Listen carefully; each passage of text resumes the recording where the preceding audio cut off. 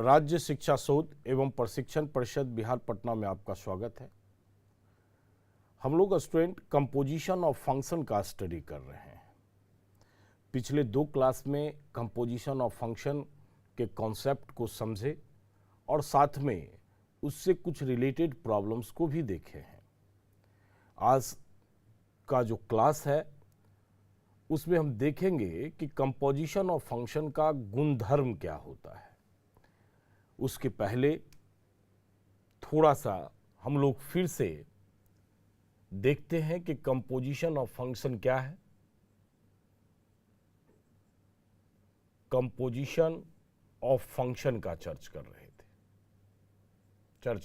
हैं। मतलब फलनों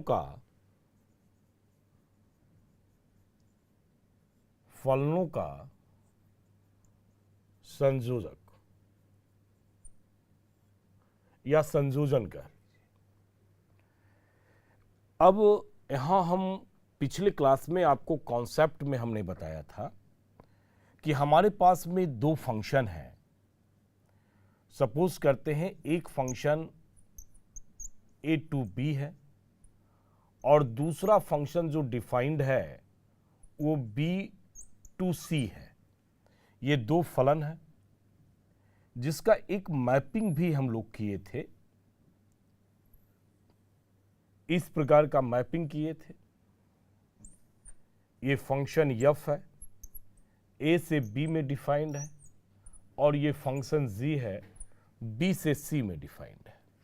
जरा ध्यान से हम लोग समझेंगे, फिर से इस कॉन्सेप्ट को समझेंगे। हमारे पास फाइनल जो रिजल्ट आया, सपोज कीजिए कि ए का एलिमेंट ए, बी, सी और डी है, जबकि बी का जो एलिमेंट है वह भी एलिमेंट समथिंग कुछ होगा। तो हम मान लेते हैं कि बी का जो एलिमेंट है वह element alpha, beta, gamma, phi, delta है। ये बी का हमारे पास सपोज कर लेते हैं एलिमेंट है, जबकि सी का जो एलिमेंट है उस एलिमेंट को मान लेते हैं सी के एलिमेंट को मान लेते हैं, कुछ नंबर ले लेते हैं, 1 2 3 है ये एलिमेंट है। अब इसमें चूंकि यफ एक डिफाइंड फंक्शन है तो सेट ए का प्रत्येक एलिमेंट का इमेज सेट बी में होगा। ये सपोज करते हैं कि ए का एलिमेंट अल्फा है, बी बीटा से है, सी गामा है और डी भी गामा है। इस प्रकार से फंक्शन यफ जो है वो डिफाइंड है। फंक्शन यफ का एग्जिस्ट करने का मतलब है कि सेट ए का प्रत्येक एलिमेंट का इमेज सेट बी में बनता हो। और फंक्शन g डिफाइंड होने का मतलब है कि फंक्शन g का जो डोमेन b है उसका प्रत्येक एलिमेंट का इमेज बन रहा हो। अल्फा, बीटा 2, गामा का भी 2 और डेल्टा का भी 2। इस प्रकार से ये फंक्शन डिफाइंड है। तो कंपोजिशन ऑफ फंक्शन क्या है? कंपोजिशन ऑफ फंक्शन जो हम आपको बताए, इसी फंक्शन को हम लोग कंपोजिशन ऑफ फंक्शन कहते हैं, जिसका मैपिंग ए से सी है। यहाँ कंपोजिशन ऑफ फंक्शन जो है उसको गॉफ का नाम हम दिए थे और ये बताए थे कि इसका मैपिंग जो है वो ए टू सी होगा। कहने का अर्थ है कि 1 का जो मैपिंग गॉफ के लिए जो तैयार होगा वो 1 ए का 1 होगा। ऐसे अगर स्टडी करें तो हमारे पास जो रिजल्ट आता है वो रिजल्ट क्या है कि F1 जो है, A जो है, F का A पर जो इमेज है वो अल्फा है, F का B पर जो इमेज बन रहा है वह इमेज बीटा है। उसके बाद F का C पर इमेज हमारे पास गामा है और F का डी पर भी इमेज हमारे पास गामा है। ये फाइनल हमारे पास में ये फंक्शन डिफाइंड हुआ। जी का अगर स्टडी करते हैं तो अल्फा पर जो इमेज बन रहा है वो 1 है, बीटा का इमेज 2 है, सॉरी जी फंक्शन है यहां, तो हम इसे जी अल्फा कहेंगे, जी फंक्शन है। और जी पर जो इमेज बन रहा है बीटा का वो हमारे पास 2 है। उसी प्रकार से गामा का भी जो इमेज बन रहा है वो फाइनल हमारे पास गामा का भी इमेज 2 लिया गया है, और जो फाई है उसका भी इमेज 2 है, और साथ में जो डेल है उसका भी इमेज 2 है। ये जी फंक्शन हमारा डिफाइंड है। तो स्टूडेंट गॉफ क्या था? गॉफ क्या था कि ये फंक्शन, इसका डोमेन जो गॉफ का है वो डोमेन जो है हमारा सेट ए हो जाता है। मतलब प्रांत जो है गॉफ का प्रांत सेट ए है। और यहाँ जो हम देख रहे हैं ये हमारे पास इसका गॉफ का जो सह प्रांत है वो हमारे पास सी है। तो कहने का अर्थ है कि एक चूंकि प्रांत है तो गॉफ के लिए भी हमें क्या होना चाहिए? ऐसा होना चाहिए कि गॉफ में जितने भी डोमेन है उस सभी डोमेन का इमेज जो है सी में बनना चाहिए। इसी को हम लोग कंपोजिशन ऑफ फंक्शन कहते हैं। मतलब कहने का अर्थ है कि गॉफ जो हमारे पास है उस पर ए पर जो इसका इमेज बन रहा है वो इमेज कितना बन रहा है? 1 है। मतलब कहने का अर्थ है कि यहाँ रिलेशन डायरेक्ट आपके पास में ए से सी में आपका जो है कन्वर्ट कर जाता है। फिर बी का इमेज देखेंगे। गॉफ में बी का जो इमेज है वो बी का एफ के लिए बीटा है और बीटा के लिए फिर हमारे पास 2 है, तो बी का इमेज 2 हो गया। उसके बाद गॉफ में सी का इमेज गामा और गामा का इमेज फाइनल 2 हो गया। और फिर गॉफ में डी का इमेज जो है वो डी के लिए इमेज एफ के लिए बना आपका गामा और गामा का इमेज भी फाइनल 2 है। इस प्रकार से हम देखते हैं कि एक नया फंक्शन हमारे पास में आया गॉफ, और जो डिफाइंड है इमेज कैसे बना? ए का इमेज 1 है, बी का इमेज हमारे पास 2 है, सी का इमेज भी हमारे पास 2 है और डी का भी इमेज 2 है।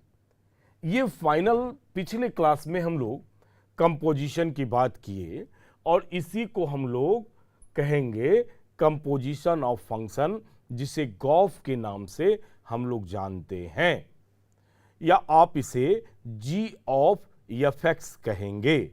जी ऑफ एफ एक्स कहेंगे। जैसा कि पिछले क्लास में हमने कहा था कि ए का एलिमेंट अगर यक्स है तो यफ में जो इमेज बना हुए एफ एक्स बना, और एफ एक्स का इमेज जो जी में बनेगा वो जी एफ एक्स कहलाएगा। मतलब इसी गॉफ को हम लोग जी ऑफ एफ एक्स भी कहते हैं।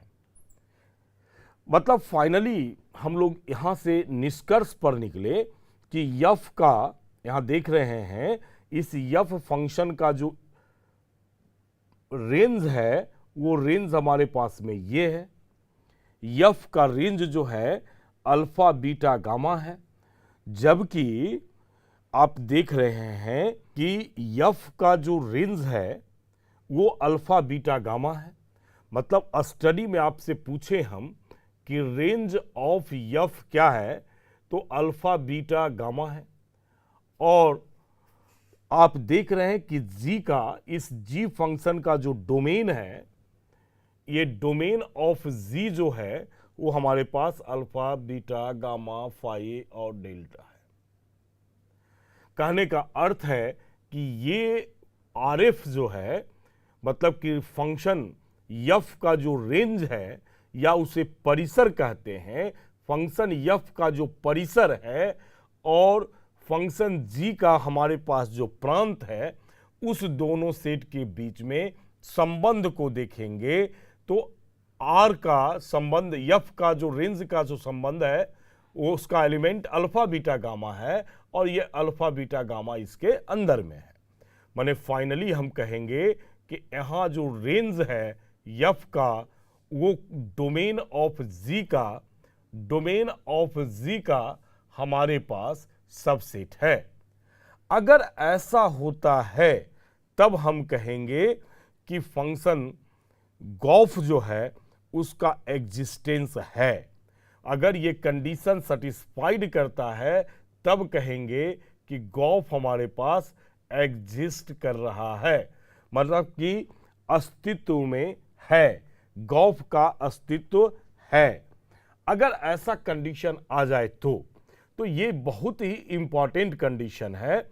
साथ में यहाँ ये स्पष्ट हो रहा है इस मैपिंग से कि गॉफ का जो हमारे पास में प्रांत है वो प्रांत ए है।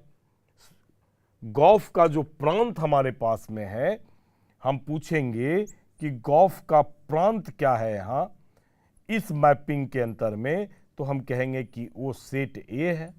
साथ में ये पूछेंगे कि गॉफ का सह प्रांत क्या है, सह प्रांत क्या है, तो यहां हम बताएंगे कि इसका सह प्रांत सी है। अब ए को देखते हैं तो ए देखा जाता है कि फंक्शन एफ के लिए ये प्रांत है, फंक्शन एफ के लिए सेट ए प्रांत है। इसलिए हम लोग फाइनली लिखते हैं कि गॉफ का जो प्रांत होगा वो गॉफ का प्रांत जो होगा एफ का प्रांत के बराबर होगा, और सी जो स्टूडेंट है वो जी फंक्शन का सह प्रांत है। इसलिए फाइनल रिजल्ट लिखते हैं कि गॉफ का सह प्रांत जो है वो फाइनली जी का सह प्रांत के बराबर होगा। तो इसका कॉन्सेप्ट हम पिछले क्लास में भी आपको बताए थे, फिर से हम इसको किए हैं क्योंकि कॉन्सेप्ट ही मेन चीज़ें हैं। तो आप यहाँ से ध्यान रखेंगे, हमने इस बात को याद रखने के लिए कहा था और ये बात याद रखना है क्योंकि ऑब्जेक्टिव में ये डाटा आपसे पूछा जाएगा कि गॉफ का एग्जिस्टेंस कब होगा, गॉफ कब एग्जिस्ट करेंगे। तब ऐसी स्थिति में हम कहेंगे कि एफ फंक्शन का परिसर और जी फंक्शन का प्रांत अगर एक दूसरे सबसेट हो जाए, माने उप समुच्चय हो जाए, आर एफ उप समुच्चय हो जाए डी जी का, तब ऐसी स्थिति में हम कहेंगे कि यह फंक्शन एग्जिस्ट करेगा। जब फंक्शन एग्जिस्ट करेगा तब आप उसका कंपोजिशन फाइंड करेंगे, तब हम लोग कंपोजिशन फाइंड करेंगे जिसका प्रॉब्लम देखे थे। आज हमें क्या करना है कि इस डाटा के प्रॉपर्टीज का स्टडी करेंगे।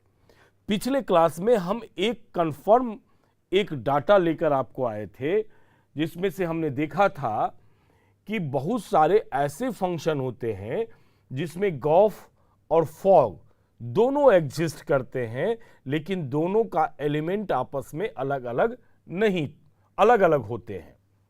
और किसी फंक्शन में हमने देखा कि गॉफ एग्जिस्ट किया तो फॉग एग्जिस्ट नहीं कर रहे थे।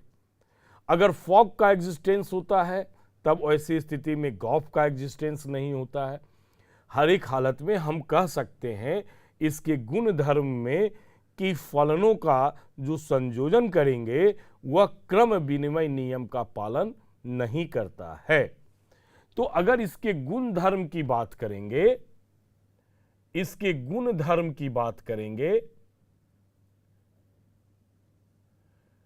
तो कल के क्लास में एक गुणधर्म निकल कर आया कि फलनों का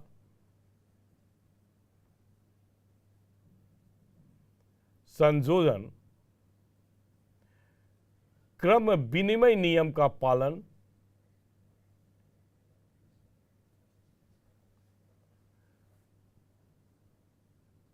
नहीं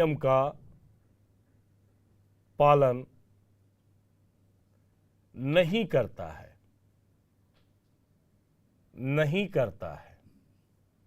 कहने का अर्थ है कि फॉग जो है एफ ऑफ जी जो है जी ऑफ एफ के बराबर नहीं होगा। ये भी हम पिछले क्लास में हम लोग एग्जाम्पल के द्वारा इसको स्टेबल कर चुके हैं। आज हमें इस गुण धर्म में दूसरी प्रॉपर्टीज का स्टडी करना है और यह स्टडी करना है कि ये साहचर्य नियम का पालन करता है। तो अब देखते हैं कि कंपोजिशन ऑफ फंक्शन साहचर्य नियम का पालन कैसे करता है। और स्टूडेंट अब चलते हैं दूसरे प्रॉपर्टीज की बात करते हैं। फलनों का संयोजन साहचर्य होता है। साहचर्य होता है, इसका अर्थ है कि ये साहचर्य नियम का पालन करता है। एसोसिएटिव लॉ, एसोसिएटिव लॉ को होल्ड करता है। जबकि हम यहां देख चुके थे कि यह क्रम विनिमय नियम का पालन नहीं करता है, मीन्स कम्यूटेटिव लॉ को होल्ड नहीं करता है। फलनों का संयोजन लिखने का मतलब है कंपोजिशन ऑफ फंक्शन की बात कर रहे हैं। यहां हम लोग कंपोजिशन ऑफ फंक्शंस की बात कर रहे हैं, कंपोजिशन ऑफ फंक्शंस की बात कर रहे हैं। तो कंपोजिशन ऑफ फंक्शंस जो है वो एसोसिएटिव लॉ को होल्ड करता है। अब कैसे होल्ड करता है इसको हम प्रमाण करके देखेंगे। अब कंपोजिशन ऑफ फंक्शन को होल्ड करने के लिए हमें 3 फंक्शन लेना होगा। माना कि फलन f और ये डिफाइंड है a से b में, फलन g ये डिफाइंड है b से c में, और एक फलन h लेते हैं, ये डिफाइंड है c से d में। ये 3 डिफाइंड फलन हमने लिया है, 3 डिफाइंड फंक्शन है f, g और h। 3 फलन है, ये 3 फलन है। अब देखेंगे कि हमें सिद्ध क्या करना है कि साहचर्य होता है, एसोसिएटिव लॉ को होल्ड करता है। हमें सिद्ध करना है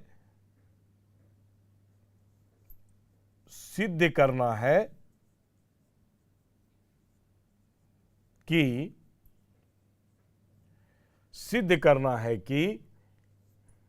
f of g of h, या आप ऐसे कर लें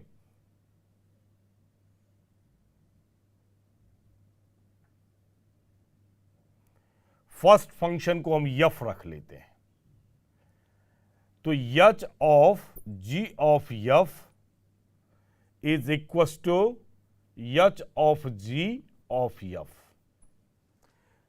ये हमें साबित करना है कि ये फंक्शन आपस में इक्वल है, ये कंपोजिशन हमारा आपस में इक्वल है। तो सबसे पहले क्या काम करेंगे, ये हम देखेंगे कि क्या यह फंक्शन और ये फंक्शन डिफाइंड है या डिफाइंड नहीं है। तो गॉफ को फाइंड करते हैं, और यहां हम आपके सहूलियत के लिए ऐसा एक मैपिंग भी लिख देते हैं। ये फंक्शन है, ये फंक्शन f है, ये a टू b लिया हुआ है, ये फंक्शन हमारा g है, b से c है, और ये फंक्शन फाइनली हमारे पास में h है, c से हमारे पास d है। इस प्रकार का फंक्शन हमारे पास में है। इसी अरेंजमेंट को देखते हुए हमने इसको लिखा h of g of f। तो देखिए यहां से आराम से देखिए, पहले हम गॉफ की बात करते हैं कि गॉफ की मैपिंग क्या होगी। ये गॉफ की मैपिंग पूछ रहे हैं, यहां से ये फंक्शन जो है वो गॉफ है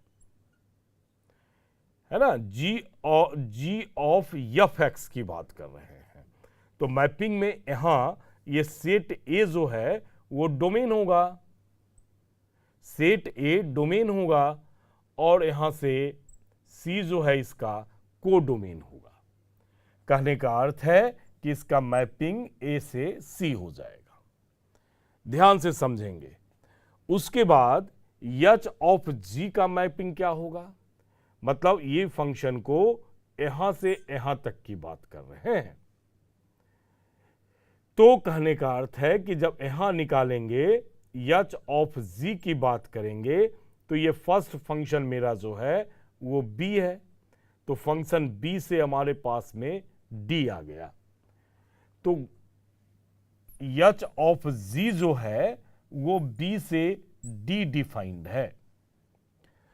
अब हमें इस फंक्शन को, फाइनली फंक्शन को कंपोजिट करना है एच के साथ। फिर हम दिखा रहे हैं स्टूडेंट कि ये हमारे पास जो फंक्शन आया ये गॉफ आया, ये ए से सी डिफाइंड है, इसको कंबाइंड करेंगे हम लोग एच के साथ। ध्यान से देखेंगे, ये आप समझ लीजिए कि एक फंक्शन हो गया कंपोजिट होने के बाद, तो गॉफ को एच के साथ हम लोग करेंगे, तो इसका जो मैपिंग तैयार होगा वो मैपिंग क्या होगा, हमारे पास मैपिंग जो तैयार होगा वो मैपिंग ए से डी होगा। इसका मैपिंग जो तैयार होगा वो ए से डी तैयार होगा। कहने का अर्थ है कि G of H of G of F का जो मैपिंग है वो ए से डी फाइंड हो गया। अब सेकेंड वाले इस फंक्शन को देखते हैं। इस फंक्शन में क्या है, इस फंक्शन में क्या है कि ये फंक्शन हमारा ए है, एफ है, एफ के साथ कंपोजिट करना है, और ये जो है एच ऑफ जी है। तो एफ का जो मैपिंग है, एफ का जो मैपिंग है वो ए से बी है, तो इसका मैपिंग ए से बी हो गया, और एच ऑफ जी का मैपिंग बी से डी है। अब ये हमारे पास फाइनल कंपोजिशन बना F of G, F of sorry ये G H of G, H of G of F, H of G of F, ये बना, और इसकी भी मैपिंग फाइनल ए से डी आ गया। इसकी भी मैपिंग फाइनल ए से डी आ गया। मतलब कहेंगे कि H of G of F का भी मैपिंग ए से डी आ गया। तो यहां तो कंफर्म हो गया, एक बात तो कंफर्म है कि दोनों का जो डोमेन है वो दोनों का डोमेन इक्वल है, दोनों का डोमेन इक्वल है। मतलब कि domain of H of G of F is equal to domain of H of G of F. दोनों का डोमेन इक्वल है, दोनों का सब प्रांत इक्वल है, ये कंफर्म आ गया। अब क्या काम करेंगे कि हम इसे देखते हैं ब्रेक करके। And H of G of F की बात कर रहे हैं, तो एच ऑफ जी का बात करेंगे तो H of G of F X हो गया, एफ एक्स हो गया। अब देखिए कि इसमें एक एलिमेंट यक्स लेते हैं, तो इसका जो एलिमेंट होगा, यक्स का जो इमेज बनेगा एफ एक्स में वो एफ एक्स बनेगा, और इस एफ एक्स को हम बाई मान लेते हैं। एफ एक्स का जो इमेज बनेगा जी में, जी ऑफ एफ एक्स बनेगा। सपोज इसे हम जेड मानते हैं, और जब इसका इमेज बनाएंगे, जेड का इमेज बनाएंगे, जेड का इमेज बनाएंगे तो एच जेड होगा, एच है यहां, तो एच जेड हो गया। तो फाइनल हम देखते हैं कि यहां F X equal to Y लिख सकते हैं, तो हमारे पास में H of G of Y हो गया, H of G of Y हो गया। यहां पहुंच गए हैं, जी वाई पर पहुंच गए हैं, जी में वाई का इमेज यही है, जी वाई भी, इसे हम लोग जी ऑफ एफ वाई भी कहेंगे। तो कहने का अर्थ है कि एच ऑफ जी वाई की बात कर रहे हैं, तो जी में वाई, जी वाई ये एफ नहीं, जी वाई का इमेज, इसको जी वाई भी कह सकते हो, वाई डालेंगे तो जी वाई हो जाएगा, माने वाई का इमेज जी वाई हो गया, तो जी वाई हो गया। तो इस जी वाई को जेड कह सकते हैं, तो फाइनल इसे हम लोग एच जेड कहेंगे। ये आ गया। अब दूसरे साइड को निकाल के देखते हैं, ये का सेकेंड साइड क्या कहता है। सेकेंड साइड हमारे पास H of G of F है, तो यहां से ही ब्रेक आप कर सकते हैं। तो H of G of F X है। अब इस एफ एक्स को हम लोग H of G of Y लिखेंगे, तो फिर एच ऑफ जी वाई की बात आ जाएगी, तो फाइनल हमारे पास फिर रिजल्ट एफ एच जेड आ जाएगा। मतलब दोनों स्थिति से हम लोग काम करें, हर एक स्थिति में एच जेड और एच जेड आता है, इसका अर्थ हो गया कि H of G of F equal होगा H of G of F का। इसका अर्थ है कि कंपोजिशन ऑफ फंक्शन जो है एसोसिएटिव लॉ को होल्ड नहीं करता है। अब देखिए कितना इंपॉर्टेंट प्रॉपर्टीज है, जहां ये क्रम विनिमय नियम का पालन नहीं कर रहा है, वहीं ये साहचर्य नियम का पालन कर रहा है। और इससे आपको इसके भी कंपोजिशन से आपके पास में प्रश्न दिए रहेंगे। कल का जो क्वेश्चन हम लोग देखे थे उसमें सिर्फ दो फलनों के कंपोजिशन की बात हमने किया। अब आपके पास में इस तीन फंक्शन के भी कंपोजिशन का क्वेश्चंस +2 के सिलेबस में है और आपसे क्वेश्चन पूछा जाएगा। तो हम यहां एक एग्जाम्पल देखते हैं कि तीन फंक्शन का कंपोजिशन कैसे करते हैं। अब देखते हैं कि हम तीन फंक्शन का कंपोजिशन कैसे करते हैं। अब उसके लिए हमें तीन फंक्शन सपोज करना होगा। ये आप एक क्वेश्चन समझ लें।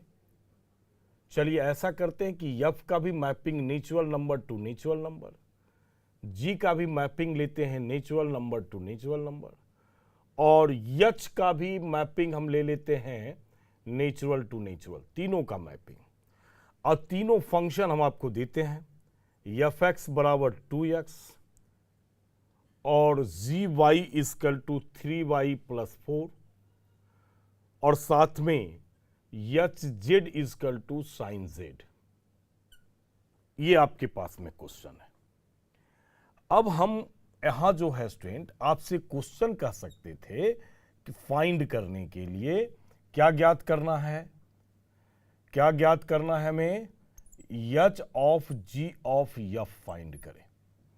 मतलब अब इस तीन फंक्शन की कंपोजिशन को ज्ञात करना है। तो सबसे पहले आप इसे ज्ञात कर लें, जी ऑफ एफ का, तो ये हो गया हमारे पास जी ऑफ एफ एक्स हमारे पास में 2x है, तो एफ एक्स की वैल्यू यहां रखेंगे 2x, तो ये आ गया हमारे पास जी 2x। अब g में इस y के पोजीशन पर 2x है, तो y के पोजीशन पर 2x रिप्लेस करेंगे, y के पोजीशन पर 2x रखेंगे, यहां रिप्लेस कर रहे हैं जी y में, और ये y है तो ये y 2x से चेंज कर जाएगा, तो 3 × 2x + 4, फाइनल रिजल्ट हो गया 6x + 4। अब इसे फाइंड करते हैं H of G of F को। तो इसका तो फाइनल हमें जी ऑफ एफ का तो रिजल्ट हमारे पास में मिला हुआ है, मतलब इसे अगर ब्रेक करेंगे तो G H of G of X है, ये एक्स के टर्म में लिख रहे हैं इसलिए एक्स है। तो कहने का अर्थ है कि हमारे पास यहां से जो डाटा आया वो डाटा इसमें रखेंगे तो h ऑफ 6x प्लस 4 हो गया। अब h में यहां देख रहे हैं z है, तो z के पोजीशन पर 6x प्लस 4 रिप्लेस करेंगे तो रिजल्ट हो जाएगा साइन 6x प्लस 4। ये रिजल्ट हमारा निकला। अच्छा, ऐसा भी हम आपसे क्वेश्चन दे सकते थे h of g of f find करने के लिए, ये भी क्वेश्चन दे सकते थे। तो पहले आप इसे फाइंड कर लीजिए, इसे फाइंड कर लें, h ऑफ g फाइंड कर लें तो h ऑफ g x हो गया। तो यहां y के टर्म में लिखा हुआ है और g x पूछ रहे हैं तो x के y के बदले x रखेंगे तो h ऑफ 3x प्लस 4 हो गया। अब h में जाएंगे, z के बदले में 3x प्लस 4 रिप्लेस करेंगे तो ये हो जाएगा साइन, और z यहां है ये चेंज कर गया 3x प्लस 4 से, तो 3x प्लस 4 है। अब कंपोजिशन जो फाइंड करना है h of g of f find करना है। कहने का अर्थ है कि ये h of g of fx की बात कर रहे हैं और fx हमारे पास में 2x है तो h of g of 2x हो गया। तो यहां h of g of x find हुआ है स्टूडेंट, तो x के बदले अब 2x को रखेंगे तो यहां चेंज होगा, ये आ जाएगा साइन 3 इंटू 2x प्लस 4 बराबर साइन 6x प्लस 4। ये रिजल्ट आया। तो आप इस प्रकार से 3 फंक्शन के कंपोजिशन को निकाल सकते हैं और साथ में ये देखते हैं कि हाँ ये कंपोजिशन किए तो रिजल्ट आया साइन 6x प्लस 4 और इस कंपोजिशन का भी रिजल्ट आया साइन 6x प्लस 4। इस प्रकार से हम कह सकते हैं कि h of g of f equal होगा h of g of f का। इसका अर्थ है कि ये कंपोजिशन जो है वो एसोसिएटिव लॉ को होल्ड करता है। ये एसोसिएटिव लॉ को साहचर्य नियम का पालन करता है। तो आपसे क्वेश्चन दे सकते हैं, क्वेश्चन बोर्ड में जो देंगे तो हम कह सकते हैं कि ये कंपोजिशन निकालिए, क्वेश्चन नंबर 1। क्वेश्चन नंबर 2 से दे सकते हैं कि नहीं ये कंपोजिशन आप फाइंड कीजिए, या आपसे ये कहा जा सकता है कि आप जो है फाइनली ये दिखाएं, प्रूफ करें कि इतना इक्वल्स टू इतना होगा, या आपसे ये क्वेश्चन दिया जा सकता है कि क्या इसके कंपोजिशन एसोसिएटिव लॉ को होल्ड करते हैं। मतलब एक ही क्वेश्चन को 4 तरीके से आपसे पूछा जा सकता है और सभी का आप जवाब लिख सकते हैं। अब अभी 2 प्रॉपर्टीज हम लोग चर्चा किए। एक प्रॉपर्टीज का चर्चा हम लोग किए कि क्रम विनिमय नियम का पालन नहीं करता है, और दूसरा हमने देखा कि साहचर्य नियम का पालन करता है। इसके बाद भी हमारे पास प्रॉपर्टीज है, तो उस प्रॉपर्टीज को हम लोग अगले क्लास में देखेंगे स्टूडेंट। धन्यवाद।